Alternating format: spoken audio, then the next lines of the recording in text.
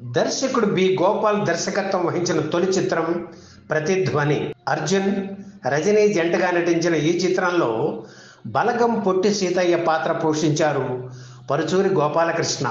ప్రభుత్వం ఏం చేసినా 2 స్టేట్మెంట్స్తో రెడీగా ఉండే రాజకీయ నాయకులకు దర్పణం ఆ పాత్ర. రా అంటే రాక్షసంగా, జా అంటే జనానికి, కీ అంటే కీడు చేసే, ఎం అంటే యంత్రాంగమే రాజకీయం అని కొత్త అర్థం చెబుతూ రచయిత పరుచూరి వెంకటేశ్వరరావు ఆ పాత్రను క్రియేట్ చేశారు.